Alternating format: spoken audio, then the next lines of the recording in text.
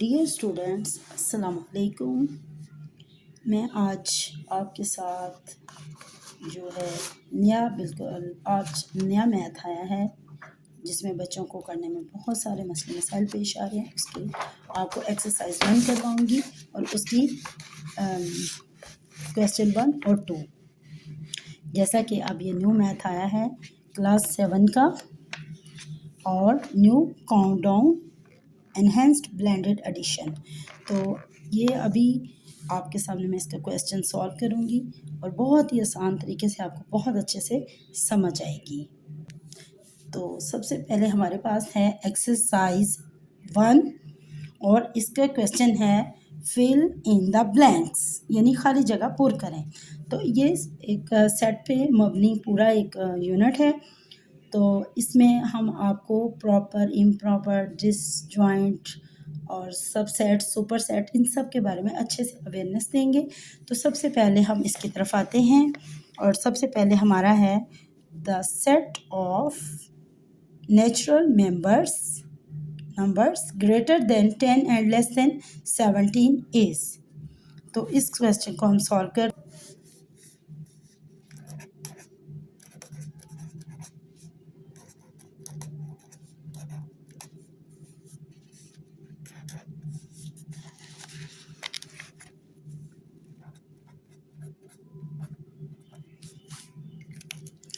अब इसमें हमसे कहा गया the natural of numbers greater than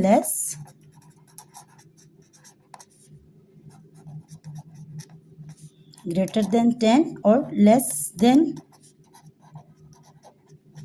17। अब ग्रेटर का मतलब होता है 10 से बड़े, यानी हम इसका एक प्रॉपर सेट बनाएंगे। 10 से बड़ा यानी 10 से बड़ा 11, 12, 13, 14, 15, 16। अब उन्होंने क्या लेस देन 17, तो इसके बाद 17 आ जाता है। तो ये हमारा पहले क्वेश्चन के पहली जो है उसका आंसर जो है ये। अब जैसा कि हमने ये पहला सॉल्व कर लिया, उससे अगला है the set of prime numbers from 1 to 30 is. तो अब हमने बताना है कि 1 से लेकर 30 तक के जो प्राइम नंबर्स हैं वो कौन से हैं। जैसा कि हमारे पास दूसरे में पूछा गया है कि 1 to 30 प्राइम नंबर्स, तो इसके लिए हमने सेट एक प्रॉपर बनाना है और यही इसका आंसर काउंट होगा।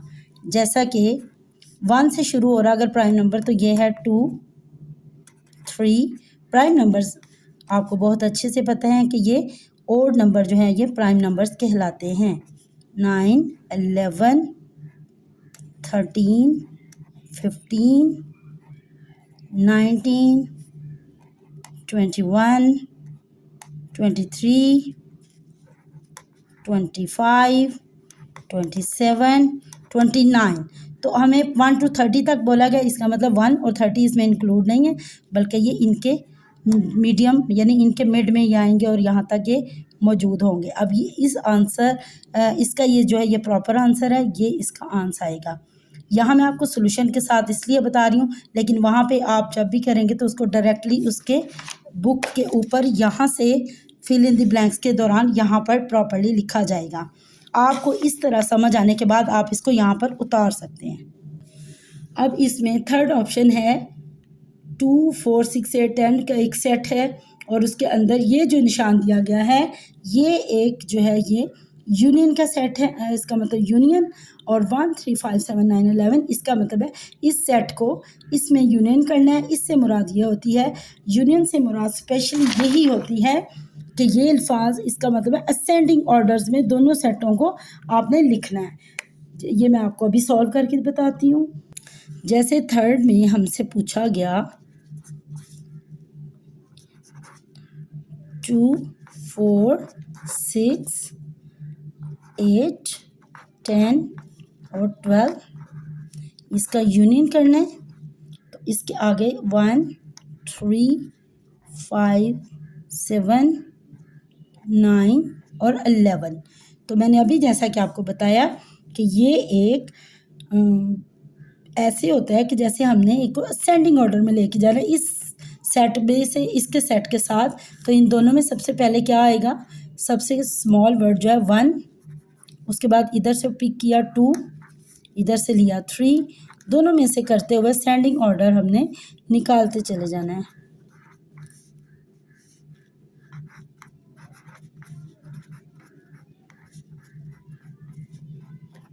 तो ये हमारा बन गया यूनियन सेट। ये इसका आंसर है। ये हमारे सामने एक पूरा यूनियन सेट बन गया और ये इसका आंसर है। अब हम इससे अगला करते हैं। अब हमारा 4 पे ऑप्शन है, इसमें है कि ये 17, 13, 18, 21 और 25 का डिफरेंस मालूम करना है इस वाले के साथ। तो ये फिर डिफरेंस निकाल कर यहाँ बताना है। इसका डिफरेंस का मतलब ये होता है कि जो इस सेट के एलिमेंट इस एलिमेंट के साथ कॉमन ना होंगे तो वो आपका डिफरेंस आ जाएगा। जैसा नंबर 4 का ऑप्शन हम सॉल्व करते हैं। इसमें उन्होंने हमसे जो है पूछा है कि वो डिफरेंस मालूम करना है, तो हमने इसको 7, 13, 18, 21 एंड 25 एक सेट है और दूसरे सेट का उसमें डिफरेंस मालूम करना है। डिफरेंस का निशान ये होता है और इसके अगला सेट है 13, 21 एंड 25। तो इसका मतलब होता है कि इस सेट के एलिमेंट इसके साथ कॉमन ना होने पाए। तो हमने देखा 7 इसमें है, इसमें नहीं, तो ये हमारे पास डिफरेंस है। 13 इसमें है, इसमें भी है, तो ये हमारा कॉमन होने की वजह से एलिमेंट नहीं आएगा डिफरेंस में। 18 इसके अंदर है, इसके अंदर नहीं है, तो इट मीन ये हमारा जो है ये डिफरेंस है। 21 एंड 25 दोनों इसके साथ कॉमन हो रहे हैं, तो इस देयरफॉर हमारा आंसर इज़ टुडे 7/18, यानी 7 और 18 है और इसके साथ इसका ये डिफरेंस मालूम हो गया। अब हमारी इस क्वेश्चन 1 का लास्ट जो है option number 5, if A equal 1, 5, 9, 12, 15 set है एंड बी 1 ये एलिमेंट्स हैं, then B is a dash of A. अब उन्होंने हमसे पूछा है कि अगर ए के अंदर ये तमाम जो है नंबर्स मौजूद हैं और बी में ये हैं इसके एलिमेंट्स, तो बताएं कि ये बी ए का क्या होगा।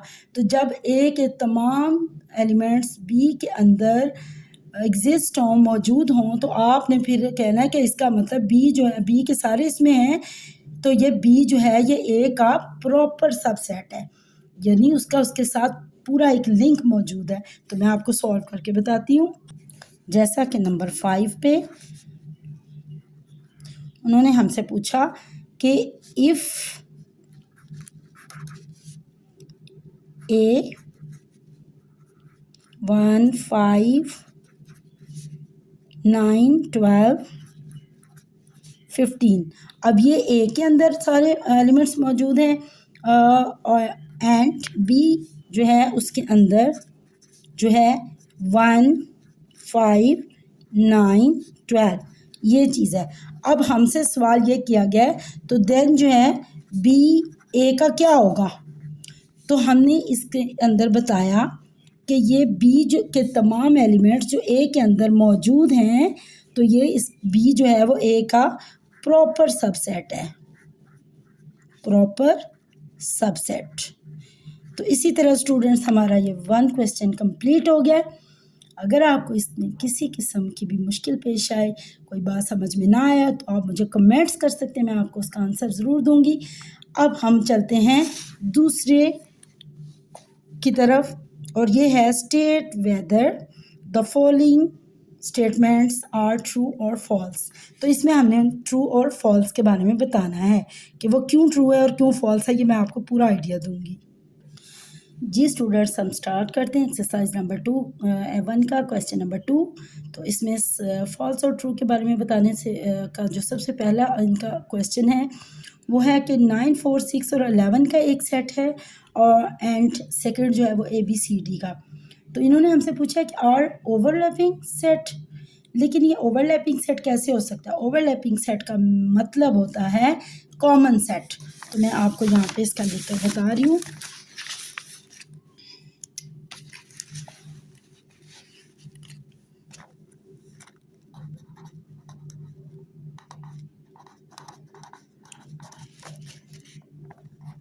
कॉमन सेट का मतलब है ओवरलैपिंग।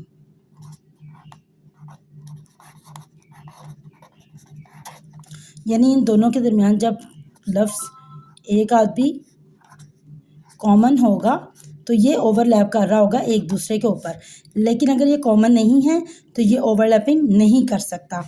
तो इसलिए सो दैट हमारा ये सबसे पहला जो है ऑप्शन, ये क्योंकि कॉमन नहीं है, इसका और इसके साथ दोनों कॉमन एलिमेंट्स नहीं है, तो ये ओवरलैपिंग नहीं कर रहा, तो ये हमारा क्वेश्चन क्या होगा, फॉल्स। तो ये लिखा जाएगा फॉल्स, यानी एफ, इसमें आएगा एफ, फॉल्स। अगला है equivalent set contain the same number of elements. Of course जब भी कोई सेट जिसके कोई भी एलिमेंट्स जो हैं वो बिल्कुल कॉमन होंगे, जैसे मैं कहूँ कि इधर मैं 1 5 7 9 और इसी तरह मैं इधर बनाऊँ 1 5 7 9, तो अगर इन दोनों के एलिमेंट्स दोनों के अंदर मौजूद हैं तो ऑफ कोर्स ये क्या होगा, इक्विवेलेंट। तो यहाँ पे ये सेट जो है, ये equivalent set number contains same number of elements, तो जो है वो अगर बिल्कुल सेम नंबर होता है तो इसलिए ये क्या होगा, ये ट्रू हो जाएगा। ज़ाहिर है जब दोनों एलिमेंट्स के नंबर सेम आएंगे तो वो इक्विवेलेंट पे आ जाएगा, इक्वालिटी पे आ जाएगा, तो वो ये ट्रू है।